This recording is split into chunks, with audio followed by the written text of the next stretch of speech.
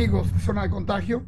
Esta es otra edición en este otoño de sangre y muerte y pesadillas, como todos en los últimos años, pero bueno, en fin, pero para hablar de cosas que no son más animadas, pero sí son muy interesantes. Hoy tenemos un súper invitadazo, un invitado que es, aparte de, yo considero un gran escritor, un notable ensayista y una persona muy polémica, un académico muy polémico que también trabaja en CUNY, aquí en la Universidad de la Ciudad de Nueva York, y comenzó a lanzar una polémica, a lanzar una interesante guerra contra los cárteles, pero no una guerra contra los maleantes armados y contra los distribuidores y vendedores de drogas, sino contra el concepto del cártel y cómo se ha utilizado. ¿Y qué quiere decir dentro de nuestra cultura ahora cuando hablamos de la narcocultura y cómo ha eso transformado la vida de México desde todos los puntos de vista, intelectuales, morales, civiles, militares, todo? Bueno, nuestro invitado Sasazo hizo un análisis de este fenómeno en su primer libro. Y bueno, vamos a hablar un poquito de eso y aquí está con nosotros. Bueno, primero, perdón, antes tengo que presentar a mi colega, que sin él nada de esto tendría sentido, no estaríamos hablando, yo le estaría hablando al espejo probablemente, o le estaría contando a mis perros, pero como gracias a todo esto, a toda esta tecnología y a Alejandro Borrego que está aquí con nosotros, es posible que distribuirlo un poco más allá de los oídos de mis perros. Y bueno, Alejandro, ¿cómo estás, mano? Muy bien, gracias, Naif. Sí, tenemos un súper invitado, un tema muy interesante. Ahorita vamos a empezar a platicar con él. Mariana H. no pudo estar con nosotros porque ahorita mismo está volando a la hermosísima ciudad de Oaxaca, a la FILO, a la Feria Internacional del Libro de Oaxaca. Los invitamos, si tienen chance, dense una vuelta y ahí verán a Mariana, porque nosotros ahorita no la vemos. Pero bueno, ahora Lamentablemente. sí, empieza, Naif. Pues ahora sí, bueno, entonces el invitado sasazo de lujo, algunos de ustedes lo conocerán físicamente, ya saben de quién estoy hablando, pero si no, este es Osvaldo Zavala, un entrañable amigo y un escritor al cual yo admiro por muchas cosas, y una de ellas es porque pues tiene mucho valor, muchísimo valor, se ha metido en un tema muy espinoso y lo ha hecho con una elegancia y con una destreza notable. Osvaldo, qué gusto, mano, tenerte aquí. Hola, ¿qué tal? Pues un gusto estar aquí, Neef Alejandro, gracias por la invitación, un gran placer. Yo soy fan de Zona de Contagio Mm. y pues es para mí pues un gran honor acompañarlos y poder conversar de estas cosas. No, hombre, padrísimo. Y bueno, el pretexto de tenerte aquí, obviamente, es tu nuevo libro, que ya no está tan nuevo, ya como nos decías antes de entrar al aire, ya va en su segunda edición. Y bueno, cambiaste de editorial, no cambiaste de argumento, sino que el argumento se ha pulido, se ha vuelto más agudo, más afilado, más extenso, más variado. Pero sí, básicamente yo voy a dar una ligerísima presentación y básicamente lo que hiciste tú en Los cárteles no existen, fue llegar y lanzar este argumento bomba totalmente transgresor y provocador, decir, cuidado, toda esta idea que nos han vendido durante todos estos años a través de productos culturales de todos tipos y una verdadera guerra, bueno, no es una guerra, es un obsesivo diluvio propagandístico a través de todos los medios, es que vivimos a la sombra de cárteles todopoderosos, cárteles que son prácticamente, son más fuertes que cualquier ejército, más fuertes que cualquier guerrilla, más fuertes que cualquier terrorista, son dueños del universo y pueden hacer con nuestras vidas lo que quieran, y la única cosa que nos queda es estar aterrados y escondernos atrás del excusado a ver si no nos toca un balazo. Y bueno, tú llegaste y confrontaste esa idea y empezaste a dar todas esas evidencias en diferentes campos, en lo periodístico, pero también en lo cultural y en los propios documentos oficiales. Y el libro era, como digo, era un patadón. Y ahora vienes con el siguiente, que es La guerra en las palabras, que es una cosa aún más minuciosa, de ir desentrañando todos estos mensajes, irlos recorriendo Y interesante, empiezas a partir del juicio del Chapo. Aquí en Nueva York, donde ambos vivimos también, es algo que nos tocó, bueno, de refilón aquí, por mera coincidencia, pero bueno, ahí estamos. Entonces, bueno, ¿por qué no nos cuentas un poco de cómo, primero de cómo llegas a esto, qué te llevó a esta conclusión tan lapidaria y tan trepidante, y cuéntanos a partir de ahí. ¿Cómo no? Pues mira, lo que yo traté de hacer con el libro anterior, Los cárteles no existen, es plantearme una pregunta general sobre cómo es que llegamos a hablar y a pensar, concebir todo este discurso sobre el narcotráfico, cómo es que empezamos a creer, por ejemplo, pues sí, que los llamados cárteles de la droga ocupaban realmente el centro de nuestras peores pesadillas, y que además pues no había otra más que militarizar el país para librarnos de su violencia. Yo llegué a ese libro pensando primero como profesor de cultura, de estudios culturales, de literatura y estudios culturales que hago en la Universidad de la Ciudad de Nueva York, a partir de un primer análisis que hice de novelas que hablaban sobre el tema del narcotráfico. Y lo primero que me saltó a la vista de inmediato es que esas novelas, independientemente del género, la factura, ¿no? La manera en que estaban estructuradas, contaban más o menos la misma historia, ¿no? La misma narrativa, sobre todo la misma idea del cártel como una organización, como decías hace un momento, muy poderosa, piramidal, con enorme capacidad de fuego, inteligencia, que podría suponer no solo un desafío al Estado, sino incluso rebasarlo. Y extender un dominio planetario que según algunos analistas pues llega a alcanzar a más de 100, 120 países del globo terráqueo, ¿no? Entonces, esa misma narrativa la encuentro reproducida pues, en las novelas de ficción, en los cuentos, en la música popular, en el cine, en las series de televisión y desde luego en el periodismo. Entonces, la primera pregunta que me surgió es, bueno, cómo es que estos escritores, porque me limitaba al principio solamente a la literatura, llegan a concebir este mismo relato.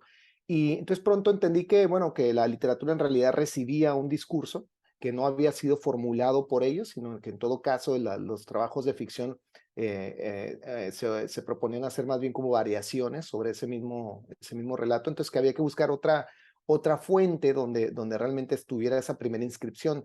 Yo pensé que la primera inscripción la haría en los medios de comunicación, el periodismo que cubre estas cuestiones, pero entendí que en realidad pues el consenso de este discurso se manufacturaba originalmente desde las instituciones oficiales que narraban en primera instancia la guerra contra el narco. Entonces, los cárteles no existen, hacía esa intervención, ¿no? Señalaba que el discurso sobre el narcotráfico que vemos en los productos culturales y en el periodismo en realidad proviene de fuentes oficiales, que casi todo lo que pensamos, creemos que sabemos, etcétera, sobre el narco, en realidad está primero enunciado entre instituciones de gobierno, las procuradurías, las policías, las agencias de inteligencia, no solo de México, desde luego, sino también desde Estados Unidos. Y entonces ese libro después se propone pues poner a prueba esa premisa leyendo críticamente novelas como por ejemplo Balas de Plata de Elmer Mendoza, el periodismo de Anabel Hernández, películas como Sicario de Villeneuve, ¿no? Etcétera, ¿no? Es decir, corridos. Entonces, todo producto cultural, periodístico que navegara de un modo destacado en ese imaginario, me propuse pensarlo críticamente. Y eso es en suma un poco la operación que hice en ese libro. Ahora, yo entiendo que cuando digo los cárteles no existen, mucha gente en automático asume que con esa negación también estoy negando la violencia, por ejemplo, o incluso negar la presencia de grupos de delincuentes que trafican con droga, que desde luego no es de ninguna manera lo que se propone hacer el libro. Ahora, tampoco es que el título Los cárteles no existen fuera una provocación, porque no es una provocación. Y la razón por la cual no creo que es una provocación es que después de escribir ese libro entendí que para hablar de la guerra contra el narco tenemos que hacer un deslinde primero, que es separar precisamente el fenómeno del narcotráfico, ¿no? Lo real del narco, es decir, gente que produce drogas, que empaqueta y que distribuye y que hace transitar de un país a otro, que eso por supuesto es real, ¿no? Y la violencia que puede estar o no adherida o interpolada en ese movimiento. Y por otro lado, hablar de la guerra contra el narco como política pública y como también como significante discursivo y significante cultural, ¿no? Que creo que son cosas muy diferentes, ¿no? Entonces, en ese primer deslinde me parece que capturo mucho de lo que yo me proponía hacer. Cuando hablamos de cárteles, en realidad estamos hablando de una política pública que creó toda una discursividad, una plataforma simbólica de la cual derivan pues muchos campos de conocimiento que en apariencia están vinculados a lo real del narcotráfico, pero que en realidad remiten una y otra vez a esa misma imaginación oficial.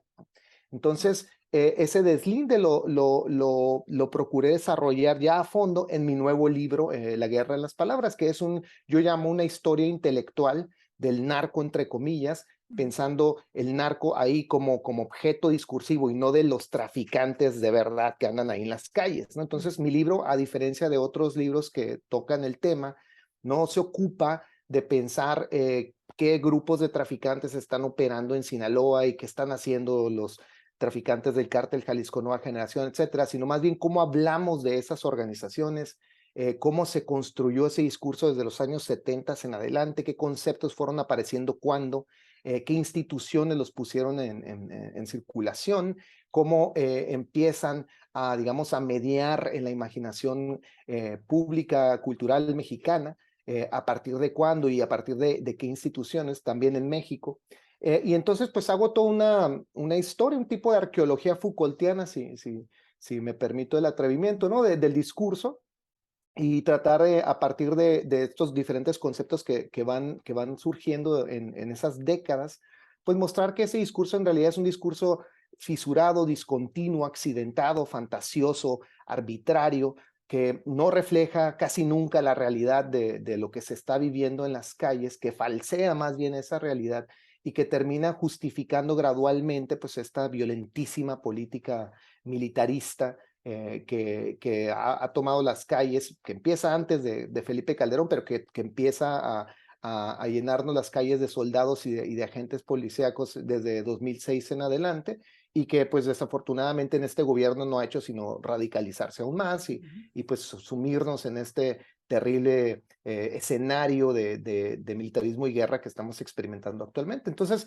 digamos, el segundo libro, la guerra en las palabras, pues, digamos, se propone ya de un modo más ambicioso, ¿sí? Trazar esa historia del discurso, ¿no? De cómo fueron construyéndose estas palabras, y la premisa ya pues se completa, yo creo, afirmando que mucho de la imaginación que surgía en estos primeros intentos pues sí, de concebir una política pública alrededor del narcotráfico como amenaza a la seguridad nacional, como la fueron llamando los estadounidenses a partir de mediados de los 80s, se convirtió después ya en una experiencia de violencia y de sangre y destrucción en nuestro país. Entonces, pues de ahí viene un poco el título, ¿no? La guerra primero aparece en las palabras, en esta imaginación que precede al conflicto armado y que después propulsa, justifica y legitima finalmente pues toda la militarización que estamos viviendo. No.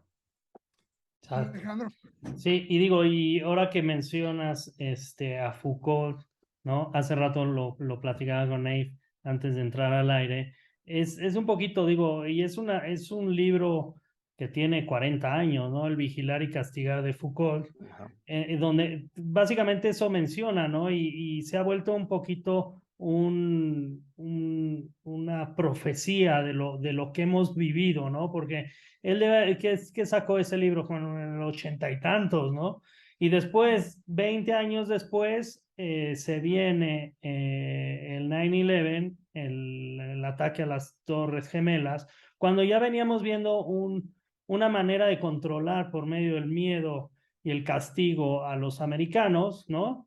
Viene esto y entonces pues ahora sí que todo el mundo se pone de rodillas y ahora sí revísenme en el aeropuerto y sáquenme todo lo que les tengan que enseñar, ¿no? Para poder viajar, ¿no? Entonces Claro. se convierte un poquito también esta situación como de la ley del garrote, ¿no? En el país, donde te dicen, pues aquí está la inseguridad causada por los narcotraficantes y por eso tienes que estar controlado, ¿no? Absolutamente.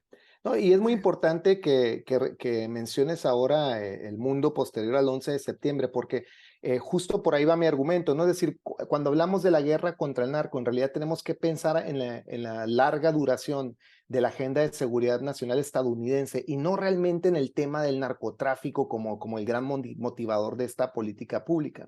En realidad, la historia de la guerra contra las drogas se entiende mejor revisando la historia de la seguridad nacional como concepto y como plataforma intervencionista geopolítica que surge a partir de finales de los 40 en el mundo posterior a la Segunda Guerra Mundial, y que por las siguientes décadas que le suceden a la Segunda Guerra, pues se enfoca en el comunismo global, como sabemos, pero que vira hacia finales de los 80 cuando cae el muro de Berlín y se anuncia el colapso de la Unión Soviética, hacia el narcotráfico, y luego, claro, se acentúa todavía más con los ataques al 11 de septiembre. Pero, por ejemplo, uno de los conceptos que yo reviso en algún punto del libro es la idea de narcoterrorismo, y ahora que, por ejemplo, el gobernador Greg Abbott en Texas designó por cuenta propia al cártel Jalisco Nueva Generación, me parece, creo que el cártel de Sinaloa también como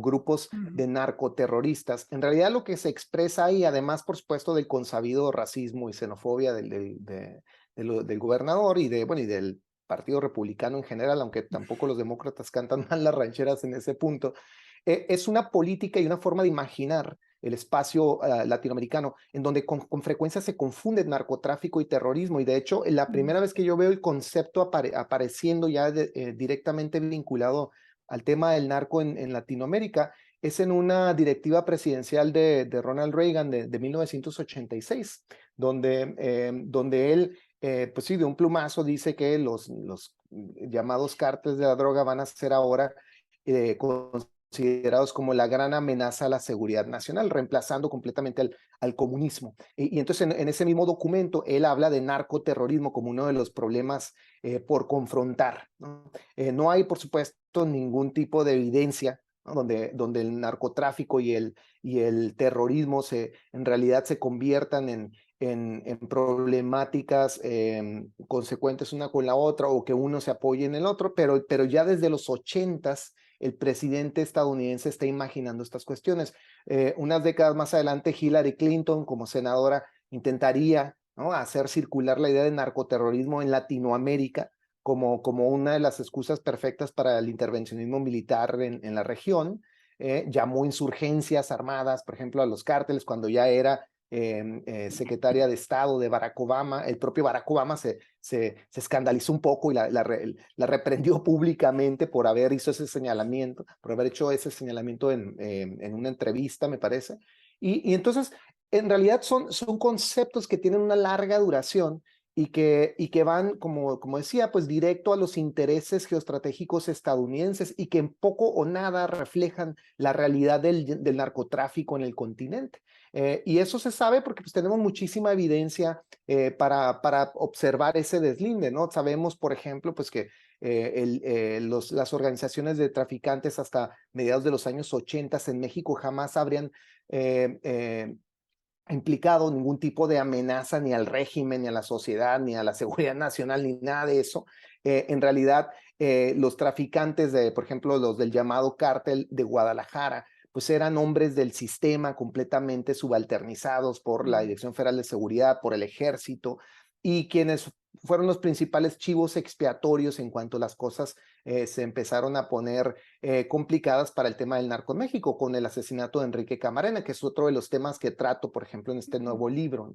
Entonces es interesante revisar cómo en los años 80, cuando asesinan a Camarena en Guadalajara y empieza toda esta reconfiguración de la política antidrogas mexicana, pues los primeros que pagan el plato roto son Caro Quintero, Félix Gallardo y Fonseca Carrillo, ¿no? Es decir, ninguno de ellos amasaba ningún tipo de poder que los salvara de ser sacrificados en los siguientes días después del asesinato de Camarena. Entonces, es muy interesante ver cómo hay un salto, pues, ¿no?, de esas prácticas, pues sí, de estado de excepción que vivía México en esos años, a cómo se habla o se empieza a hablar de los traficantes ya entrados en los años 90, cuando ya el gobierno mexicano ha ido gradualmente adoptando el nuevo discurso y la nueva agenda antinarco estadounidense que formula Reagan y que desde luego potencia el presidente George Bush padre, ¿no? Entonces es muy interesante pues ver ese tránsito y es parte de lo que también me propuse hacer, ¿no? Es cómo llegamos de pronto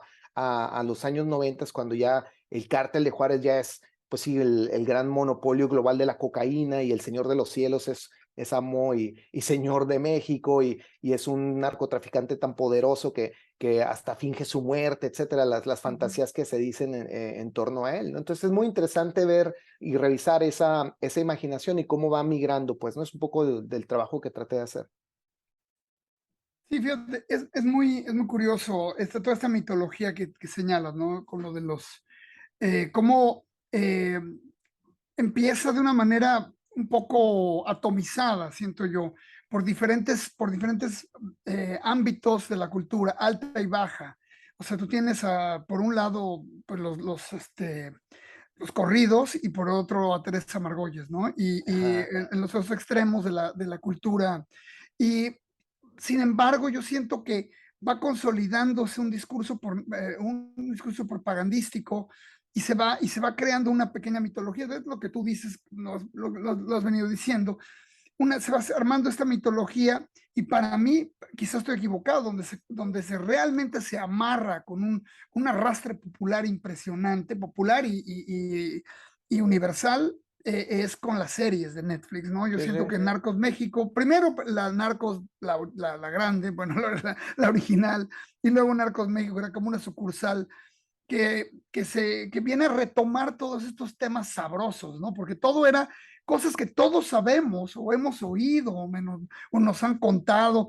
Entonces tú vas viendo esta serie y ya es algo tan familiar y yo me imagino que todo mundo que la vio pasó por ese fenómeno de ser un Claro, iluminado más, ¿no? De que yo también conozco esta ya historia, sé, ajá, sí, sí, sí. yo sé Pues qué va a mira, pasar, y yo sé qué viene, y yo sé qué le va a pasar a este. Entonces es una fascinación, es un elemento de entretenimiento fascinante, con un poder extraordinario de amarre y de perdurar, ¿no? Porque lo que todos queremos ahora son más Narcos México. A ver qué sigue, claro, ¿no?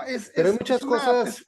Es una fuerza realmente, es un verdadero magneto, más que un magneto, es como una fuerza de gravedad que nos va trayendo a todos hacia ahí, del cual es muy difícil liberarse, es muy difícil romper y que, como dices, se ha convertido ya en una verdad alternativa.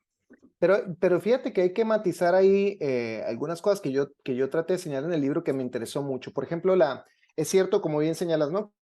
Que la narcocultura, lo que ahora entendemos por narcocultura, en realidad pareciera estar reflejándose tanto en los registros de alta cultura como de cultura popular, ¿no? El corrido, por un lado, como decías, y la obra de Teresa Margolles y otros artistas plásticas que hacen esta cosa un poco más, digamos, depurada.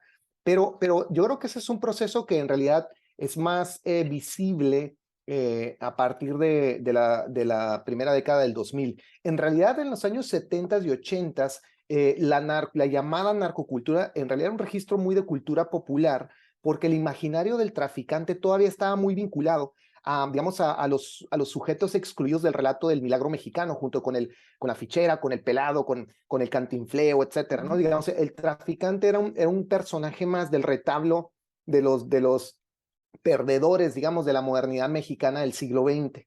Entonces, por eso Sí. los traficantes de los corridos, ¿no? Por ejemplo, de los Tigres del Norte, digamos, o las películas de los hermanos Almada, ¿no? Pues llevan al cine estas canciones, generalmente se imaginan a los traficantes como protagonistas de un melodrama más parecido a las telenovelas de Televisa. Es decir, estos señores que trafican poca droga, que los engañan la mujer o los mata, ¿no? Como en Camila Tejana, o los atrapa el sheriff y mueren, digamos, de un modo como antiépico, extraño, derrotados al cruzar con un poco de droga. Claro. Entonces, son historias más bien moralistas, conservadoras, muy misóginas también, que se Siempre. corresponden con ese imaginario ochentero, ¿no? De telenovelas de Televisa.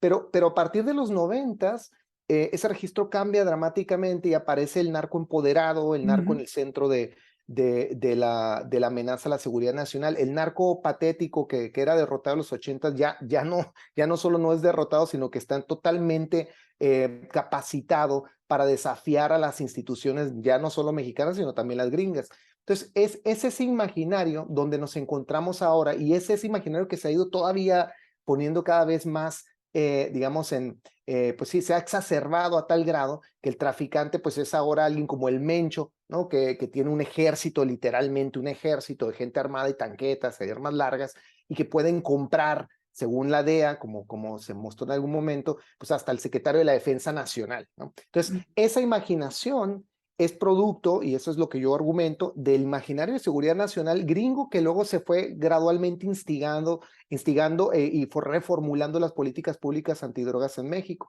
Entonces, cuando llegamos a Narcos México, o la serie, lo que vemos es que ese imaginario ya está completamente consolidado y hay una hegemonía que está lista para recibir cualquier tipo de producto cultural que vaya en esa dirección. Entonces, Narcos México lo que hace es que, digamos, capitaliza ya en una imaginación probada y mil veces consensuada, ¿no? Por infinidad de productos culturales. Otra cosa que es bien interesante de Narcos México y de casi todas las series en realidad, es que tienen un fuerte control y censura de las propias agencias estadounidenses. La DEA literalmente tuvo derecho de veto en los guiones de Narcos México y de muchas otras películas, como lo hace también el Pentágono, el Departamento de Justicia, y no estoy hablando digamos, una aprobación simbólica, es literalmente intervenir el guión,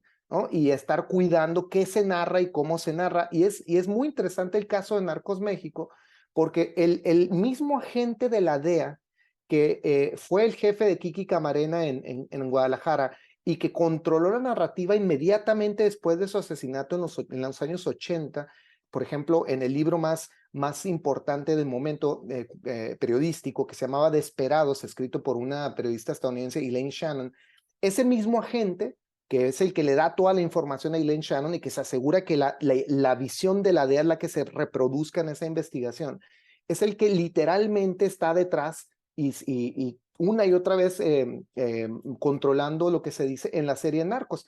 Bueno, al grado de que incluso da spoilers. El tipo da entrevistas y anuncia, ¿no? Bueno, en la temporada 2 vamos a ver tal cosa, ¿no? Entonces, es fascinante, ¿no? Porque digamos, las instituciones que producen las condiciones de posibilidad de la política antidrogas y la violencia que le sigue, son también las que controlan las reglas de enunciación de cómo vamos a hablar de esas políticas públicas.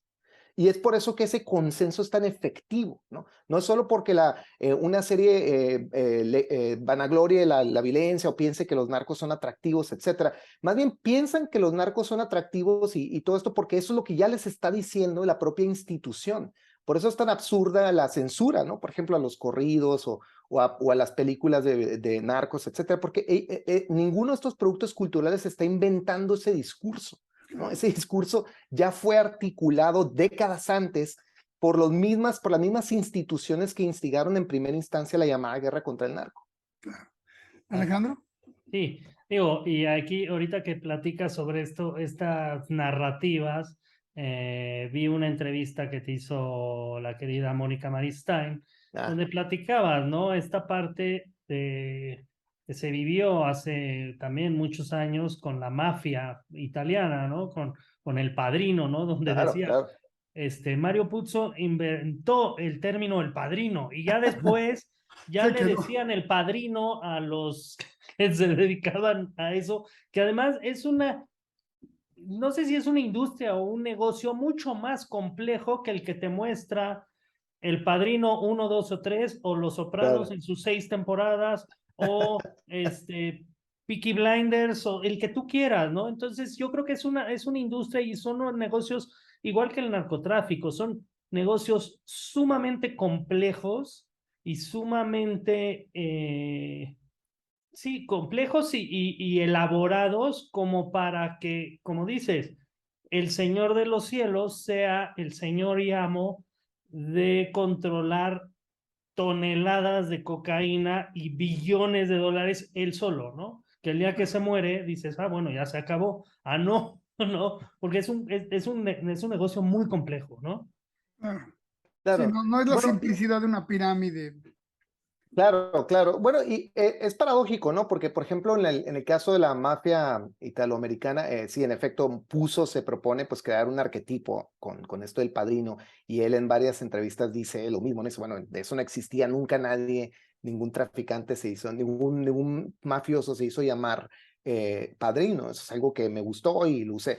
Y después él cuenta cómo se le acercan ahí mafiosillos de segunda fila diciendo que sí, que les manda saludos el padrino. Entonces dice, no puede ser, porque, Yo lo porque eso no inventé. existe.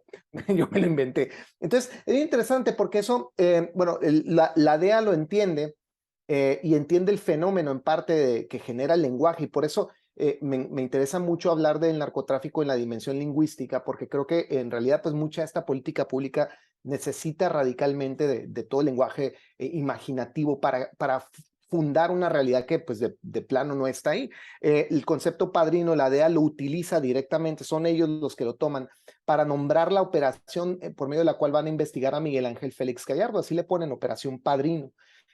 Y entonces es interesante que pues ni Félix Gallardo, ni Caro Quintero, ni ninguno de ellos estaban al tanto de que se hablaba de Félix Gallardo como padrino, o peor, ni siquiera estaban al tanto de que estaban trabajando en un cártel. Los dos han dicho por entrevistas que se enteraron de la palabra cártel cuando ya estaban en prisión. Es decir, tanto Félix Gallardo como Caro Quintero en algún punto, y por separado lo han dicho y lo han dicho varias veces, eso de cárteles, eso no existía, eso lo inventaron después. Claro. Es interesante, ¿no? Porque la palabra sí empieza a circular en los 70s, a finales, pero entre la DEA, entre el Departamento de Justicia, en las audiencias que se dicen en el Congreso, en ciertos documentos judiciales, pero los traficantes son los últimos en recibir ese lenguaje. Y después, ¿se acuerdan cuando detienen al general Cienfuegos? La DEA otra vez dice que lo llaman padrino.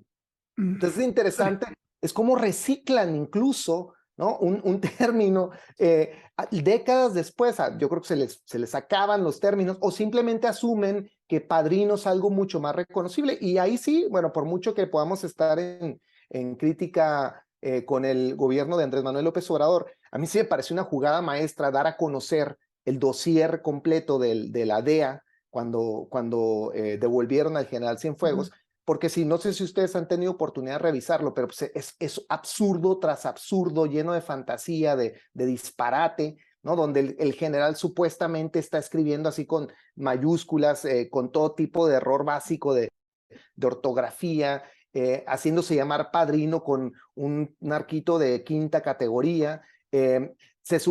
Supuestamente reuniéndose con ese traficante cuando hay documentos y testimonios de que el general estaba en otra parte del país. Es decir, de ninguna manera estoy de acuerdo en la exoneración del general, me parece terrible y exijo que haya una rendición de cuentas no solo de él, sino de todo lo que pasó en ese sexenio, lo que está pasando en este. Pero en este punto, en la operación Padrino de la DEA, lo que realmente apareció es otra vez en desnudo, ¿no? Las fantasías arbitrarias, mitómanas de agencias como la DEA. Oye, fíjate, es curioso porque tú sabes que mi campo ha sido más el de la guerra contra el terror.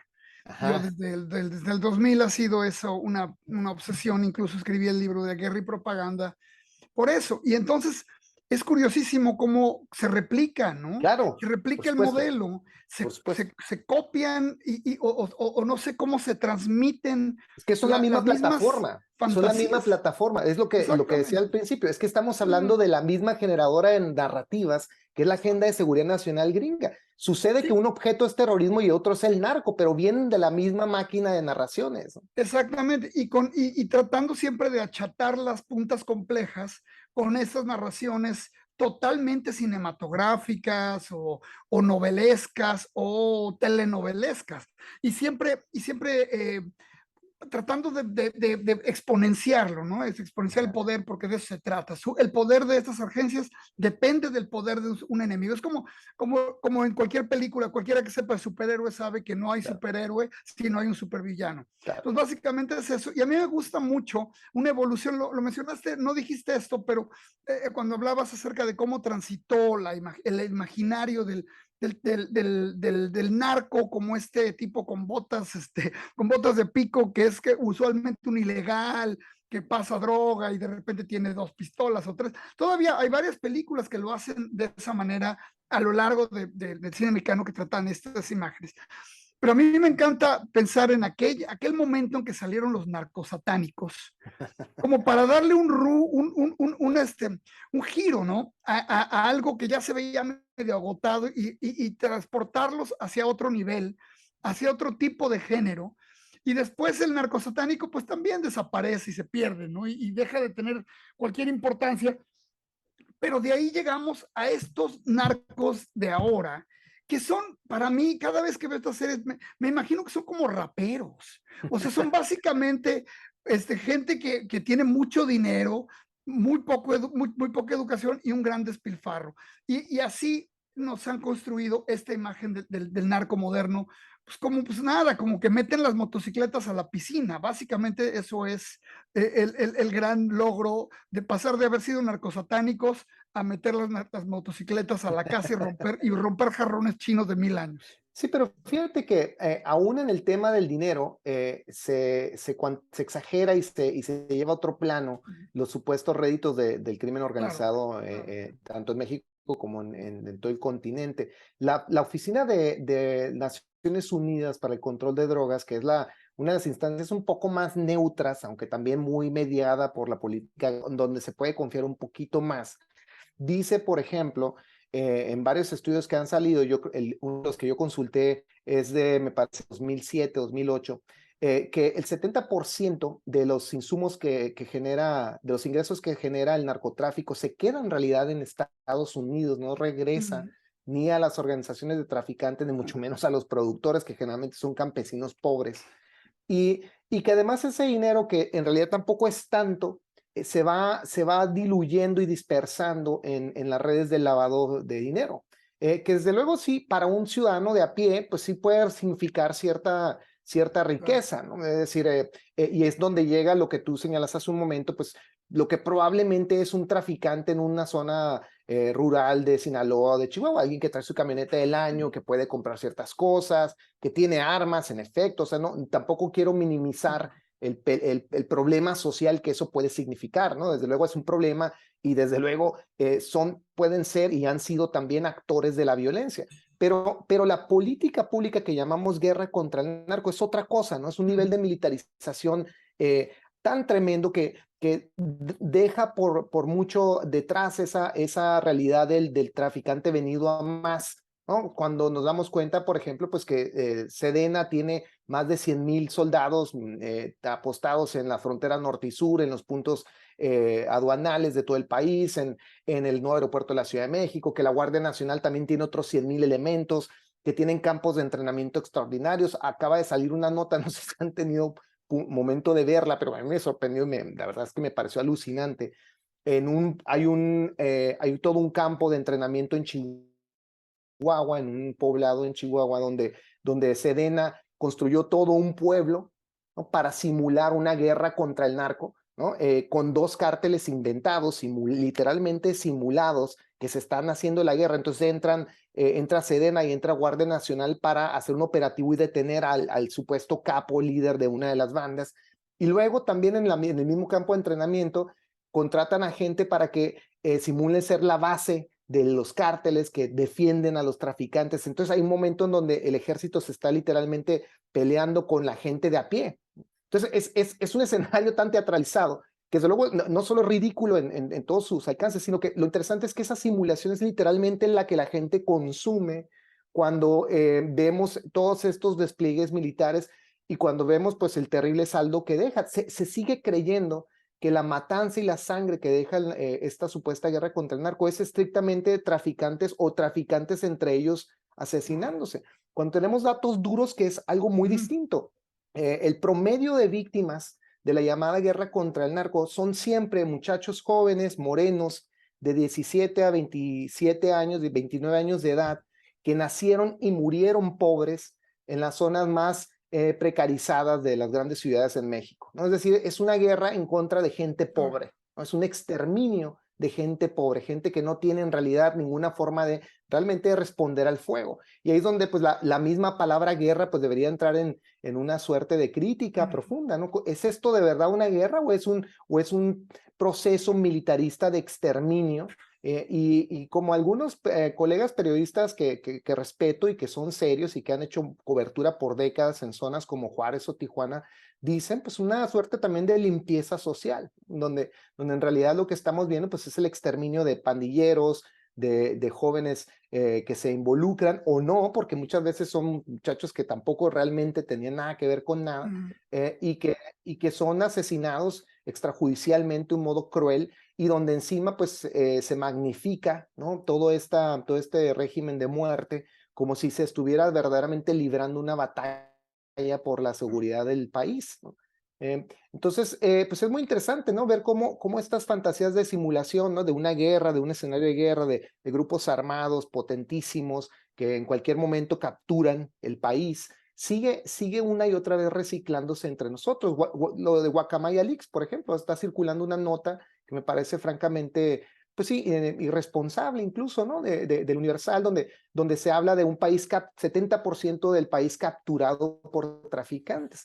Es tan absurda la nota y tan dudoso lo que ahí se propone, porque en algún punto dice, bueno, es que hay presencia de tal o cual grupo en 70%, pero por presencia a veces dicen, bueno, se detuvo una persona, alguien estuvo vendiendo droga en tal calle. Eso, pues sí, es presencia en un sentido muy literal, pero de ahí a la idea de captura del territorio, pues es falsear literalmente con datos oficiales de dudoso origen, pues todo este escenario de guerra. Y por cierto, la idea del Estado capturado fue lo que movilizó en primera instancia a Felipe Calderón a llevar a cabo la primera era de militarización. O sea, bajo esa premisa es que empezó el despliegue militar en Michoacán, en Nuevo León, en Chihuahua, etcétera, ¿no? Claro. Muy, digo, muy interesante y eso. Y justo también era una pregunta que te quería hacer, porque es evidente la escalada de violencia y de inseguridad que se vive en México, Claro. ¿no?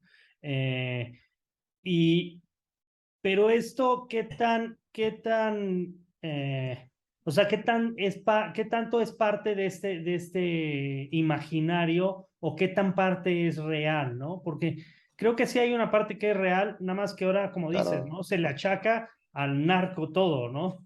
Cuando a lo mejor hay ajustes, crímenes pasionales, disputas entre vecinos, me cayó mal, me hizo bullying en la primaria y entonces voy y lo balaceo, pero pues después le echo la culpa al narco, ¿no?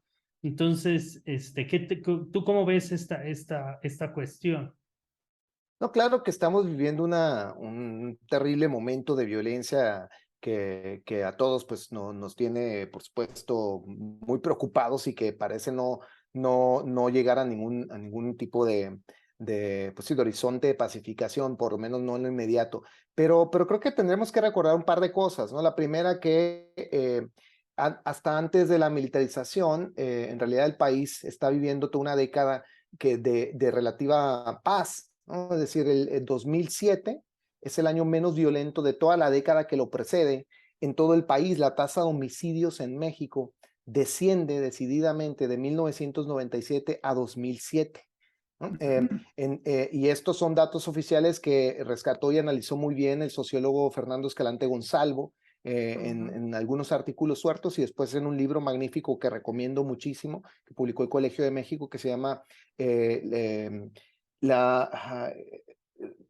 ahorita se me fue el título, algo así como El crimen como realidad y representación, el crimen como realidad y representación. Es un libro estupendo y lo que él argumenta principalmente es esto, ¿no? Que hay en ese descenso de la tasa de homicidios que se da del 97 a 2007 en todo el país, incluyendo en ciudades que ahora pensamos tomadas por el narco, como Ciudad Juárez, por ejemplo, o yo qué sé, pues, regiones de Sinaloa o Tamaulipas. También en todas esas regiones está decididamente descendiendo el homicidio. La tasa de homicidios en Ciudad Juárez hasta 2007 estaba alrededor de 10, 11 asesinatos por cada 100,000 habitantes, que en realidad pues no es una tasa estratosférica en comparación a la tasa estadounidense, que normalmente está entre 7 y 8 asesinatos por cada 100,000 habitantes. Entonces, esa tasa reeditó en 2007 330, 340 asesinatos, ¿no? Para ponerla en un número específico. Después de la militarización, esa cifra se dispara radicalmente. Claro. En 2008, de 300 asesinatos fuimos a más de 1,600, ¿no? Y cuando llegamos a 2010, ya hay más de 3,000 asesinatos con una tasa de homicidios de más de 200 asesinatos por cada 100,000 habitantes. O sea, otra vez de 12, digamos 11, 12 asesinatos por cada 100,000 habitantes, fuimos a 200 en Ciudad Juárez. Y el único factor de cambio, y esto es lo que mueve mucho la atención de Fernando Escalante Gonzalvo en esos años cuando he publicado una primera investigación sobre esto, es que es el ejército la única distinción, lo único que ha cambiado realmente en el panorama sociopolítico mexicano. No se quiere decir con esto pues que el ejército es responsable directamente de toda esta muerte, pero sí es la condición de posibilidad de una ruptura, ¿no? Pues de dinámicas de violencia que estaban de otro modo más bien asentadas.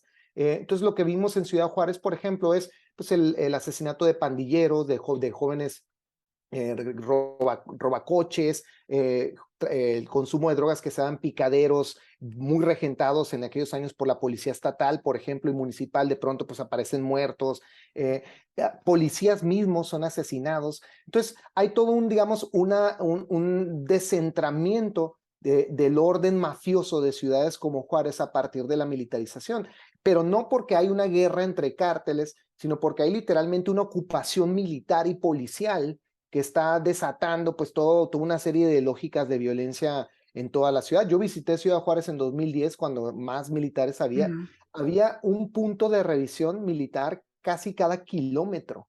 Era imposible andar en la ciudad sin unos cuantos kilómetros, sin que te tocara por lo menos 2 o 3 veces bajarte del coche y que revisaran, voltearan totalmente el vehículo y revisaran qué traías contigo, ¿no? Entonces, es impensable que 2 grupos de traficantes van a matar más de 10,000 personas con una ciudad tan sitiada por militares. Simplemente no tiene sentido. ¿Cómo es eso posible? Entonces, parte de lo que creo que pues, sí hay que preguntarnos es en qué grado, y creo que de hecho hay bastante literatura académica seria al respecto, cómo se establece una correlación directa entre presencia de fuerzas armadas y policías y el repunte de homicidios en esas mismas zonas, ¿no? Entonces sí creo que la militarización y la política antidrogas que conocemos es un factor detonante de la violencia. Sí, realmente. Oye, mira, se nos está acabando el tiempo, así que tenemos que ser muy económicos. Sí, perdón que luego yo me extiendo. No, haces muy bien, haces muy bien. Ha sido muy, muy, muy, muy ilustrador lo que has dicho. Ha estado muy, muy bien. Pero yo tengo 2 asuntos que me encantaría comentar contigo. Uno, otra cosa, tú sabes, entre los discursos que yo he estudiado y revisado, pues es esta cosa que yo llamo la pornocultura, ¿no? Y para mí la pornocultura va desde los cuerpos desnudos hasta los cuerpos destruidos y destazados. Y cuando escribí el libro de pornocultura, una de las cosas que más transformaron mi acercamiento a este consumo de imágenes fue yo lo veo prácticamente como una masificación de imágenes de tortura, desmembramiento, decapitaciones, que empezaba a proliferar en la red. Y sí, en algunos sitios marginales, pero no tan marginales. Y cada vez más, y creando unos mecanismos de consumo, muy de consumo pornográfico, porque en ese mismo estilo como se consume la pornografía, se consumía todo esto. Entonces, me parece que eso fue muy importante para crear esta mitología y para cementarla con sangre real y con estos crímenes brutales que realmente no teníamos una experiencia así. O sea, este tipo de imágenes aparentemente en este consumo moderno aparecen en la guerra de Chechnya, después en Afganistán y luego en México, como una gran sede de producción de este tipo de horrores. Esa sería mi primera pregunta, o más bien, más que una pregunta, tengo un comentario. Y lo último, con lo que yo no quisiera que dejemos pasar es ¿Cómo ves? Yo sé muy bien, en tu libro lo pones muy claramente, había 34.608 asesinatos, ahora hay 34.515 asesinatos en un año, entre 2019 y 2020. O sea, ¿cómo ves esta militarización que no cede y que al contrario ahora se justifica y hay nuevos sectores de la población que lo justifican, lo aprueban? Y yo entiendo que es que no hay muchos mecanismos alternativos. No te vamos a pedir spoilers, pero dinos, ¿qué piensas que va a pasar? ¿Hacia dónde va esto? Y bueno, yo por ahí me quedaría. Bueno, pues no, bueno, son preguntas duras, ¿no? Bueno, la primera, sí, yo creo que por eso es muy importante y es muy significativo que estemos además constantemente refiriendo a narcotráfico y terrorismo y conflictos globales de otra índole que en apariencia no son comparables y sin embargo lo son porque los vincula esta, como he mencionado antes, esta plataforma securitaria que interviene en conflictos étnicos, en conflictos territoriales, disputas fronterizas, etcétera, migración incluso, ¿no? Cuestiones, procesos migratorios militarizados y el tema del narcotráfico. Entonces yo creo que vivimos en una era securitaria en la que la producción de muerte y la producción del cadáver y del desmembramiento, etcétera, lo que tú mencionabas, es parte integral de una política pública que otros han llamado, como lo hace el filósofo Achille Mbembe, necropolítica, que es la producción del muerto, del cadáver y de la espectacularización de la violencia como una forma de hacer política pública. ¿Qué genera esto? Pues genera consenso, genera justificación después de las lógicas militaristas que le siguen, ¿no? Para atacar esta experiencia terrible, macabra de la violencia, pues no nos queda otra más que guarecernos en nuestras propias Fuerzas Armadas para que vengan a librarnos de esta terrible era de violencia y de muerte. Entonces, yo sí creo que mucho de lo que estamos viviendo forma parte de formas de legitimación y de generación de consenso para las políticas públicas que estamos viviendo, que son y deben ser leídas como formas también de propaganda de violencia, ¿no? No quiero decir que la violencia no es real, sino que está siendo significada en términos útiles para la propia agenda militarista. Y creo que pues es la principal razón por la que vemos cuerpos colgados, narcomantas, etcétera. No veo de qué modo un grupo de traficantes se beneficie de exponerse públicamente, a llamar la atención, filmándose, torturando a alguien o incendiando un Oxxo. Pero sí veo la utilidad pública de crear terror en la gente y de aceptar, pues sí, toda la violencia estatal que le sigue con la militarización. Ahora, ya hablando de militarización en este gobierno, pues sí, estoy de acuerdo contigo que estamos viviendo pues un momento de exacerbación de este proceso. Yo creo que el presidente López Obrador empezó su mandato con una política de pacificación clara. Él decía que iba a emplazar, bueno, se emplazó con fecha y todo al regreso del ejército a los cuarteles. La Guardia Nacional iba a quedar totalmente en la Secretaría de Seguridad Pública. Pasó lo contrario, se llevó a Sedena directamente, el ejército se extendió su mandato como guardián de la seguridad pública, hay muy poca transparencia y fiscalización de las actividades del ejército, están creando su propia fuente de ingresos, con muchísimas irregularidades y bueno, y acusaciones incluso de lavado de dinero, de fondos, desviación de fondos, empresas fantasmas, etcétera, contratos que no pueden realmente ser pues sí, fiscalizados por el Poder Civil. Entonces, pues me preocupa muchísimo, pero creo que algo que nos falta en esa discusión es dejar de enmarcarla como una cuestión, como una disyuntiva civil-militar de entrada, porque también el poderío civil estaba ya militarizándose desde los años 90. La militarización no es solamente el despliegue del ejército, es una lógica de guerra que tú has analizado con mucha claridad en tus libros y que migra también, circula en la propia tecnología que utilizamos, drones, la securitización de la frontera con torres inteligentes, etcétera. La patrulla fronteriza, pues es, por ejemplo, en Estados Unidos es un cuerpo militar, ya casi, ¿no? En todos los sentidos. Entonces, la disyuntiva poder civil o policía civil y policía militar me parece que cada vez más se está aniquilando y se está volviendo un solo complejo militar industrial la seguridad de todos los países de Occidente. Y eso me lleva al segundo punto, que para entender realmente este proceso tenemos que salir de nuestro enclave doméstico político, ¿no? No es solamente qué hizo el presidente Calderón, a dónde nos llevó la derecha en México y qué debió haber hecho o no el presidente de izquierda, sino entender que hay todo un contexto global militarista que está asegurándose la continuidad de la transferencia de dinero público a privado con la venta de armas, con la venta de proyectos y programas de entrenamiento y de securitización de muchos países del orden.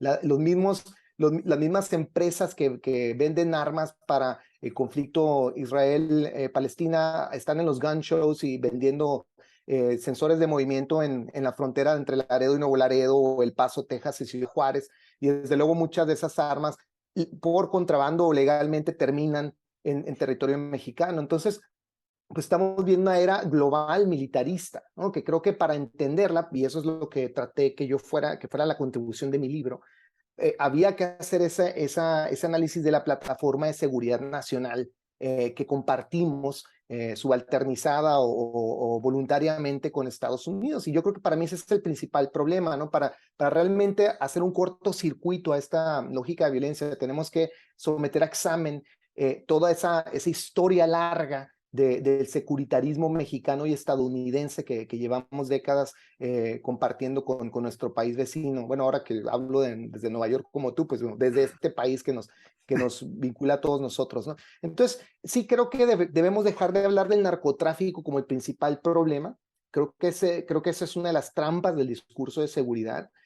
Y además es una de las trampas muy también difíciles de sortear, porque el mismo discurso ya está haciendo estos mismos desplazamientos.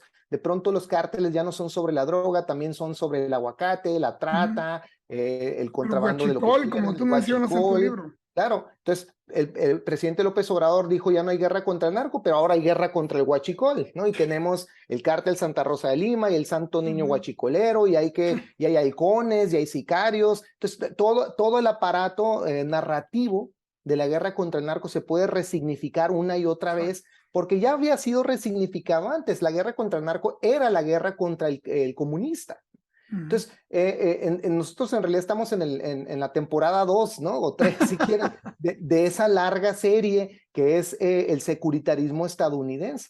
Entonces, yo creo que tenemos que realmente ir al centro de esa máquina de narraciones y desarticularla como sociedad, ¿no? Para realmente poder empezar un cambio. Mientras no se haga, pues me temo que estamos avanzando cada vez más profundamente en esa zona de militarismo violento y que desafortunadamente se descarga en contra, como ya he dicho, de los más vulnerables, los sectores más pobres de todos los países, tanto en México como en Estados Unidos. ¿Quiénes sufren esa militarización en Estados Unidos? Pues los negros, los hispanos, ¿no? Las clases bajas en ciudades como San Luis, Missouri, etcétera, ¿no? Entonces, esa desigualdad radical del neoliberalismo, por supuesto, se acentúa también en la lógica militar policial que todos experimentamos. Pues buenísimo. Alejandro, creo que ya no nos queda tiempo, ¿verdad? No, ya no nos queda tiempo. La verdad es que es súper interesante. Nada más quiero que para finalizar nos digas, ¿tenemos esperanza? Bueno, yo creo que sí, yo creo que hay una gran intuición entre la gente. Primero, pues, por ejemplo, en el caso del narco, que ese relato es falso, que es una fantasía.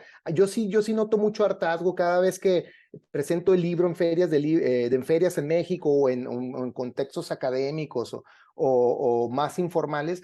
Me topo con mucha gente que comparte esa misma intuición, que siente que algo está muy podrido cuando hablamos de seguridad en México, ¿no? Y creo que tarde o temprano vamos a hacer ese salto. Lo que me preocupa es que, como decía antes, ese enemigo del securitarismo siempre es un enemigo fluido que puede estar constantemente jugando con nuestros miedos, con nuestras pasiones, con nuestra xenofobia, con nuestro racismo, al grado, por ejemplo, pues que ahora la migración indocumentada pues despierta esas mismas pues sí, emociones securitarias que despertaba el narcotráfico, ¿no? Entonces hay mucha gente que está contenta de ver al ejército deteniendo y deportando gente de Centroamérica o del Caribe, ¿no? Y a mí me parece, pues, francamente, pues sí, terrible y doloroso como seres humanos, ¿no? Que caigamos en esa parte baja. Pero yo creo que ese es justo el desafío que pone ante nosotros el securitarismo, porque es un lenguaje narrativo que puede una y otra vez jugar, ¿no? Con la manera en que organizamos el mundo, entre lo que es aceptable e inaceptable, entre quienes tienen derecho a ser ciudadanos y a recibir los beneficios de una ciudadanía determinada y quienes son excluidos radicalmente de esa ciudadanía. Entonces creo que en buena parte también ese es el problema, ¿no? Que cada vez más se vuelve difícil compartir la ciudadanía global de países como Estados Unidos o incluso México, y creo que estamos pues ante la disyuntiva de avanzar precariamente en nuestras vidas sin dejar ingresar a nadie más y cancelando, ¿no?, el ingreso de los otros. Entonces la manufactura del otro como el enemigo, como el indeseable, el delincuente, etcétera, es muy fácil de reciclar, ¿no? En estas trampas discursivas. Entonces, tengo un cierto optimismo, pero matizado, ¿no? Creo que es un camino a largo plazo, pero insisto, yo creo que se puede hacer si pudiéramos juntos hacer esa revisión, ese viaje crítico de todas estas formas de hablar de la seguridad en México y en Estados Unidos. Suena muy bien. Lamentablemente la polarización creo que nos tiene totalmente desarticulados como sociedades. No solo la mexicana, la estadounidense lo mismo, y en Europa también no están muy lejos de eso. Entonces, difícil en este tiempo imaginar un diálogo inteligente y una búsqueda de consensos en temas tan vitales. Pero bueno, queridísimo Osvaldo, se nos acabó el tiempo. No sé por qué